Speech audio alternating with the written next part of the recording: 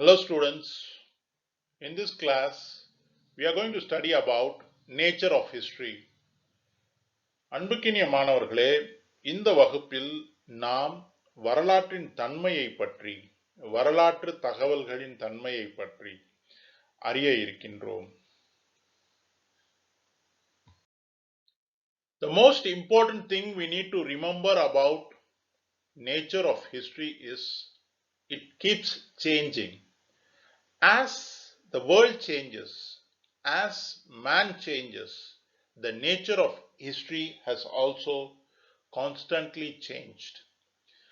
Let's understand why there is a change in the nature of history. First reason is there is a change in basic understanding. Generations before, history was just past events narrated in a chronological order. But now, history involves critical analysis, scientific thinking on the past events in order to relate the past and the present.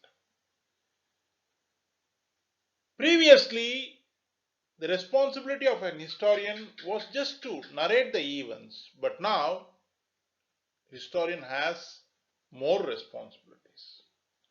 The historian attests or historian authorizes the genuineness of the facts on the past events. He guarantees that the past events are genuine. The narrated past events are genuine and not fiction. Again, the historian just does not stop with narrating the facts, narrating the solid facts, giving us the genuine facts, but he goes further and interprets the facts. He applies his own mind. He applies his thought and interprets the facts. He tries to understand the facts. It is not just what happened. Now it is historian's observation on why it happened. So, an historian has to interpret now, and he also explains the facts and his interpretation in a lucid manner. So history has changed. The understanding of history has changed from a narration to a scientific analysis because of the change in the world, the change in human mind. From a narration, history has become a scientific analysis. அன்புக்கினிய மாணவர்களே, நாம் வரலாற்றின் தன்மையை பற்றி அறிந்து கொள்ள முனைகிறோம். அப்படி வரலாற்றின் தன்மையை அறிந்து கொள்ளுகின்ற வேளையில் நமக்கு தெரியக்கூடிய ஒரு தகவல், மிக முக்கியமான அடிப்படை தகவல் என்னவென்று சொன்னால், வரலாற்றின் தன்மை எப்படி உலகம் மாறுகிறதோ, எப்படி மனிதன் மாறிக்கொண்டிருக்கிறானோ, அதுபோல் வரலாற்றின் தன்மையும் மாறிக்கொண்டே இருக்கின்றது. ஏன் இந்த மாற்றம் என்ற கேள்விக்கு பதில் தேடுவோமேயானால் பல காரணங்கள் உண்டு. முதலாவது காரணம், வரலாற்றை பற்றி மனிதர்களுடைய புரிதல், வரலாற்றை பற்றி நம்முடைய புரிதல் மாறிக்கொண்டே இருக்கிறது. கடந்த காலங்களில் வரலாறு என்பது நடந்த நிகழ்வுகளை அப்படியே தொகுத்து வழங்குவதுதான் வரலாறு. நடந்த நிகழ்வுகளை வரிசைப்படுத்தி தொகுத்து வழங்குவது வரலாறாக இருந்தது.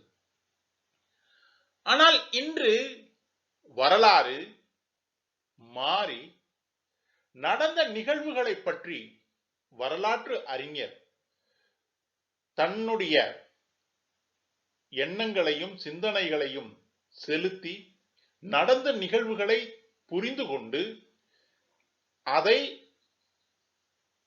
நிகழ்காலத்தோடு தொடர்பு படுத்தி நமக்கு வழங்குவது வரலாறு. ஆக ஒரு காலகட்டத்தில் வரலாறு என்பது செய்திகள் மட்டும்தான், தகவல்கள் மட்டும்தான், கடந்த காலத்தில் நடந்த நிகழ்வுகள் மட்டும்தான்.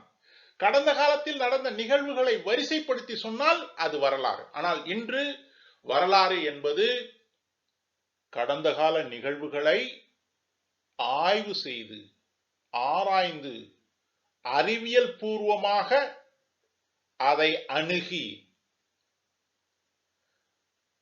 அந்த நிகழ்வை கொண்டு கடந்த காலத்துக்கும் நிகழ்காலத்துக்கும் இருக்கக்கூடிய தொடர்பை கண்டுபிடித்து அந்த நிகழ்வின் தாக்கம் சமீப காலத்தில் எப்படி இருக்கிறது என்பதை அறிந்து அதை சொல்லுவது சமீப கால வரலாறு. ஆக வரலாற்றை பற்றி புரிதல் மாறிக்கொண்டே இருக்கிறது. ஒரு காலகட்டத்தில் நடந்த நிகழ்வுகளை சொன்னால் வரலாறு. ஆனால் இன்று வரலாறு என்பது நடந்த நிகழ்வுகள் மட்டுமல்ல, அது சம்பந்தமான அறிவியல் பூர்வமான ஆய்வு. அந்த நிகழ்வுகள் ஏன் நடந்தன என்ற அறிவியல் பூர்வமான ஆய்வுதான் இன்று வரலாறு.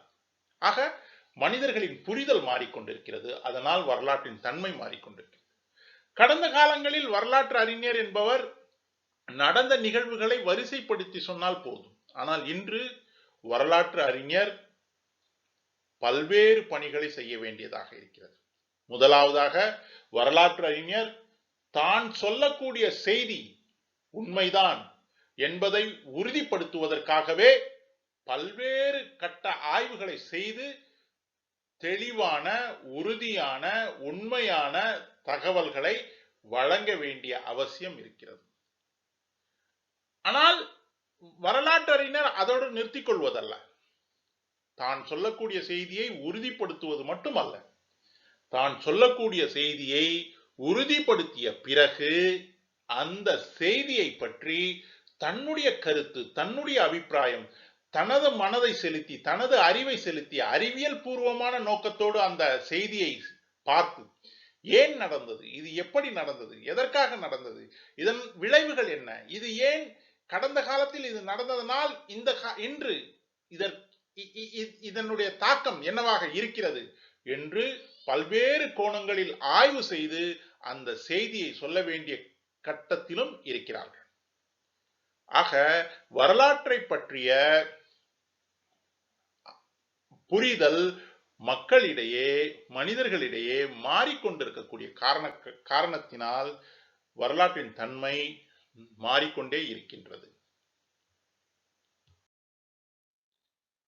வரலாற்றின் தன்மையை பற்றி நாம் பேசுகின்ற வேளையில் நாம் ஒரு விடயத்தை மனதில் கொள்ள வேண்டும். வரலாறு என்பது, வரலாற்று தகவல்கள் என்பது சார்பு தன்மையுடன் இருக்கக்கூடிய வாய்ப்புகள் அதிகமாக இருக்கும். இந்த சார்பு தன்மை என்பது வரலாற்று ஆசிரியரின், வரலாற்று எழுத்தாளரின்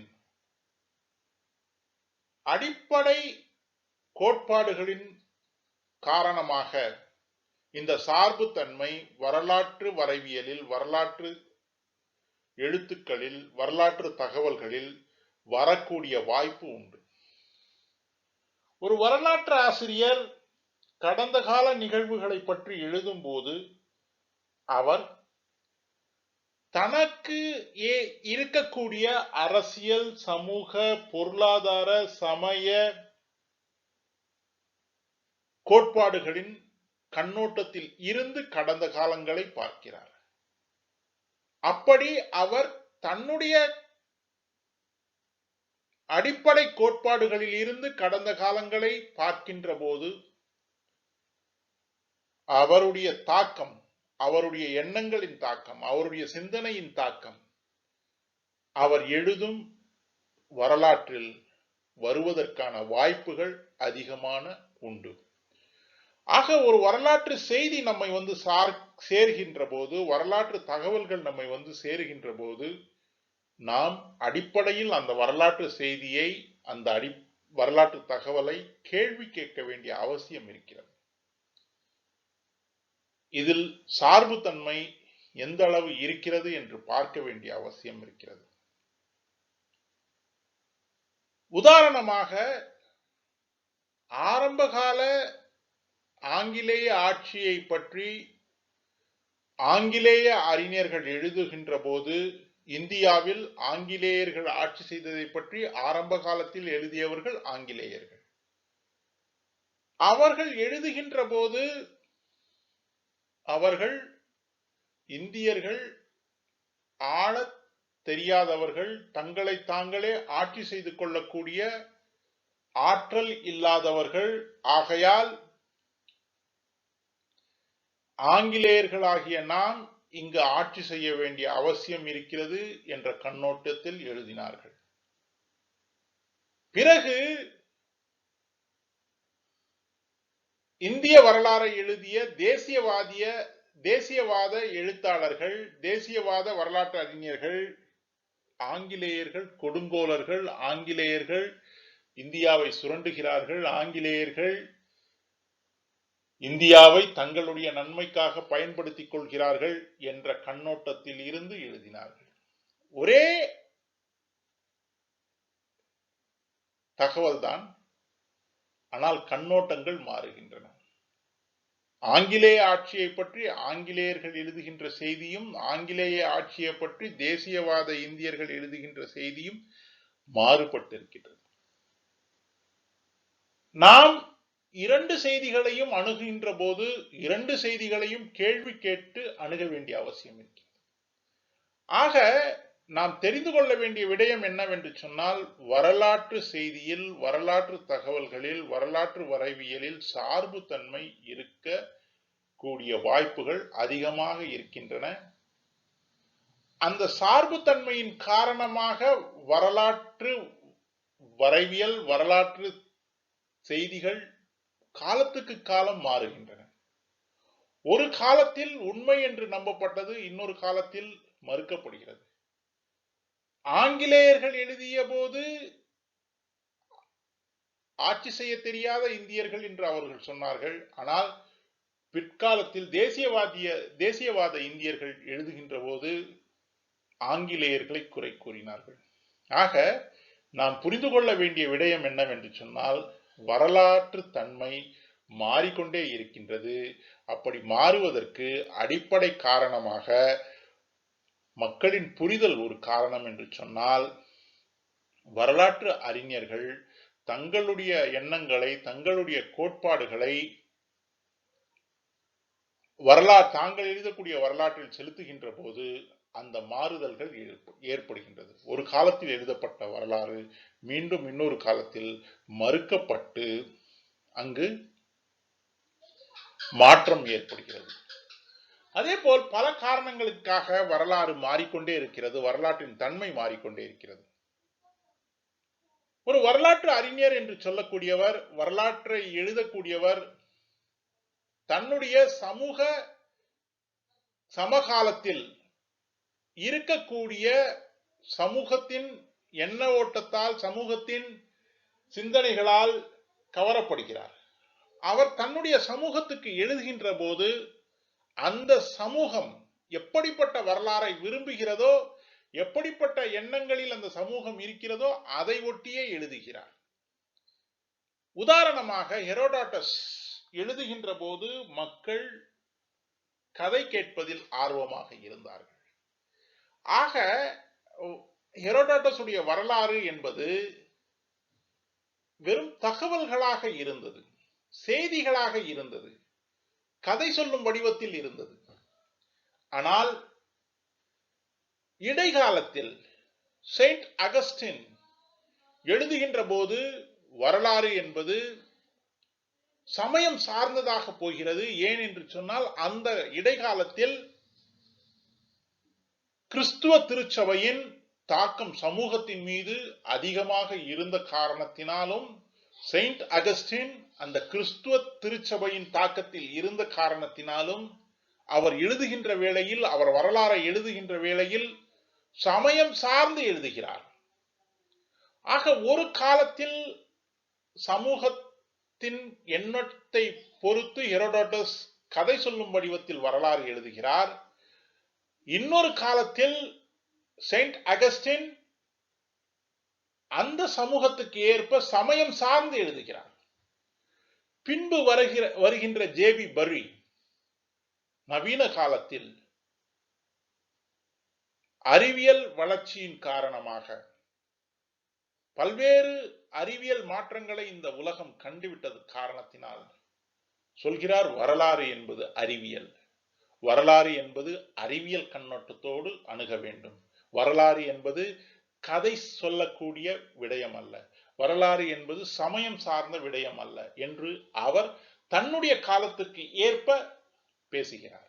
ஆக வரலாற்றின் தன்மை என்பது மாறிக்கொண்டே இருப்பதற்கு இன்னொரு அடிப்படை காரணம் சமூகத்தில் இருக்கக்கூடிய சிந்தனை, சமூகத்தில் இருக்கக்கூடிய எண்ண ஓட்டம், சமூகத்தில் இருக்கக்கூடிய மக்களின் எதிர்பார்ப்பு. ஆக இந்த காரணங்களினாலும் வரலாறு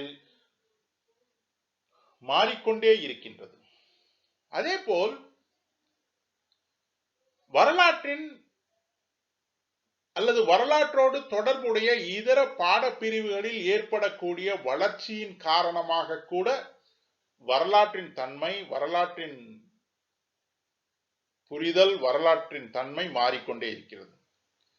உதாரணமாக அகழ்வாராய்ச்சியில்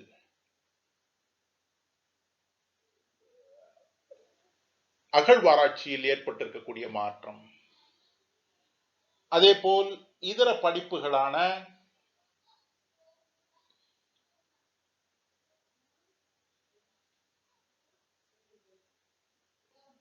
இதர படிப்புகளில் ஏற்பட்டிருக்கக்கூடிய மாற்றங்களின் காரணமாக கூட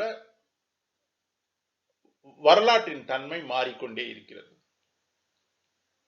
ஒரு காலகட்டத்தில் கணிப்பொறிக்கும் வரலாறுக்கும் சம்பந்தமே இல்லை. ஆனால் சமீப காலங்களில் சிந்து சமவெளி நாகரீக எழுத்து வடிவத்தை ஆய்வு செய்வதற்கு, சிந்து சமவெளி எழுத்து வடிவத்தை கண்டுபிடிப்பதற்கு சமீப காலங்களில் கணிப்பொறி பயன்படுத்தப்படுகின்றது.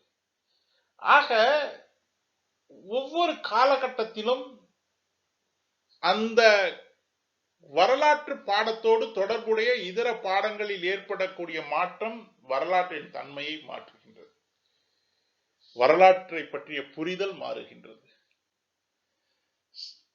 ஆகையால் வரலாறு என்பது நாம் தெள்ள தெளிவாக புரிந்து கொள்ள வேண்டும், மாறிக்கொண்டே இருக்கக்கூடிய பாடம். வரலாறு என்பது நாம் தெள்ள தெளிவாக புரிந்து கொள்ள வேண்டும் என்று சொன்னால் தொடர்ந்து மாற்றங்களை சந்தித்து வரக்கூடிய பாடம், தொடர்ந்து மாற்றங்களை காணக்கூடிய பாடம். அந்த மாற்றங்களுக்கு அடிப்படையில் நாம் என்னென்ன காரணங்கள் என்று நாம் இப்பொழுது பேசினோம். முதல் காரணம், வரலாற்றை பற்றிய நம்பிக்கையே மாறிவிடும், வரலாற்றை பற்றிய புரிதலே மாறிவிடும். அதனால்தான் கடந்த காலங்களில் வரலாறு ஒரு விதமாகவும் இன்று வரலாறு இன்னொரு விதமாகவும் இருக்கிறது. இரண்டாவது காரணம், வரலாற்று அறிஞர்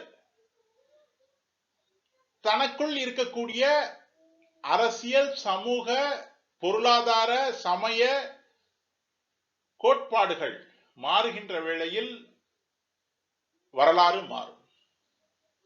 சமூகம் மாற மாற வரலாறு மாறும். ஒரு காலகட்டத்தில் கதை கேட்பதை ஒரு சமூகம் விரும்பியதால் வரலாற்றின் தன்மை ஒன்றாகவும், இன்னொரு காலகட்டத்தில் அறிவுக்கு முக்கியத்துவம் கொடுத்ததால் வரலாற்றின் தன்மை இன்னொன்றாகவும் இருந்தது.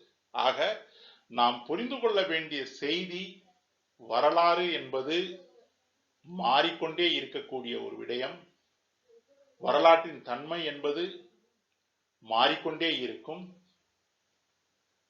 வரலாற்றின் தன்மை மாறிக்கொண்டே இருக்கும் என்பது மட்டுமல்ல, வரலாற்று தகவல்கள் சார்பு தன்மை பெற்றதாக இருக்கும்.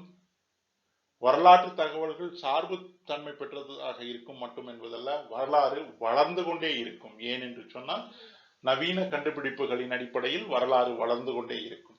ஆக இது அடிப்படை தன்மைகள், அடிப்படை வரலாற்றின் அடிப்படை தன்மைகள் இவை.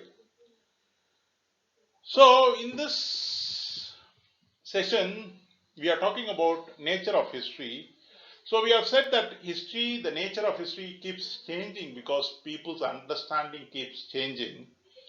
And there are other factors also why history is changing. One is there is bias. We need to understand when we study about nature of history, we need to understand that historical facts can be biased.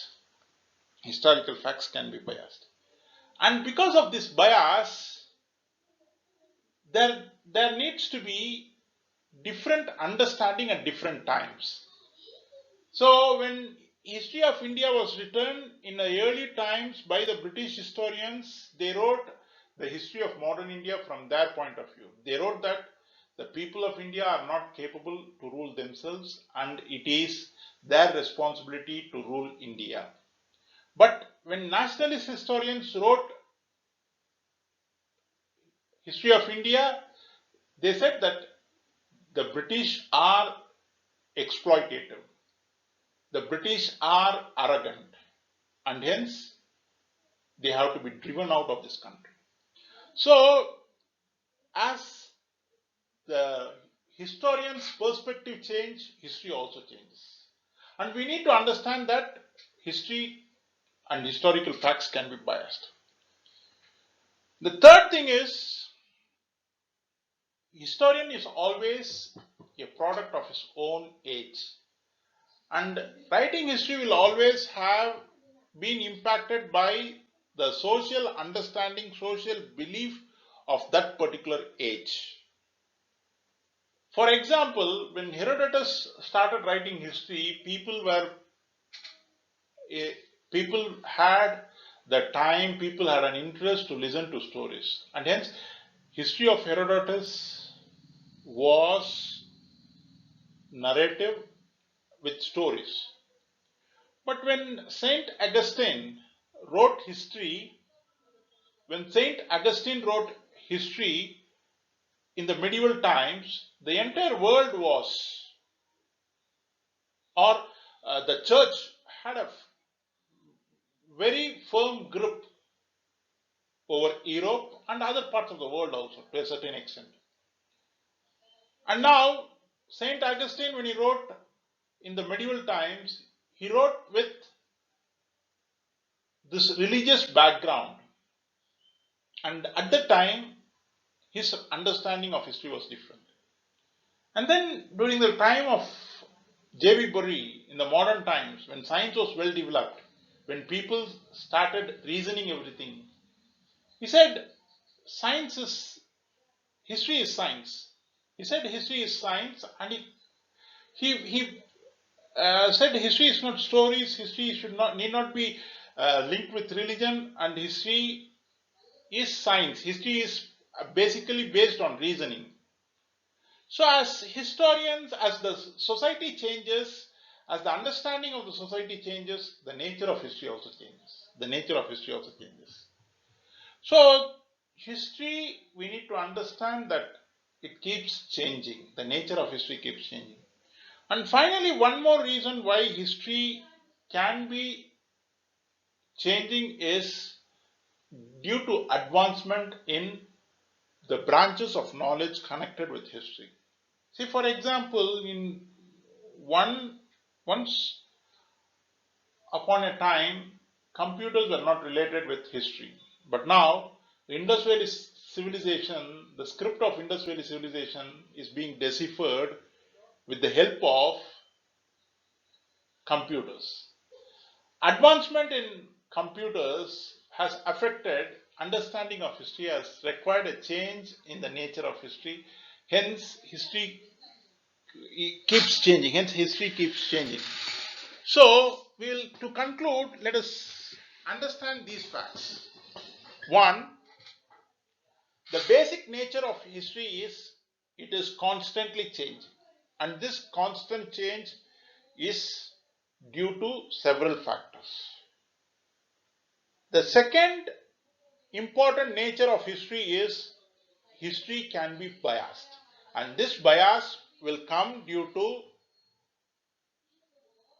this bias will come due to the understanding of the historians, the impact of the historians, the socio-political, economic, religious factors that have designed the mind of the historian would definitely impact the nature of the history, and as the historians change, the nature will also change, the history will also change. And again, we also need to understand that a historian is part of his society, and the understanding and belief of the society impacts history. As we said, the age of Herodotus, the age of Saint Augustine, and the age of J.V. Burrell. So we shall be clear that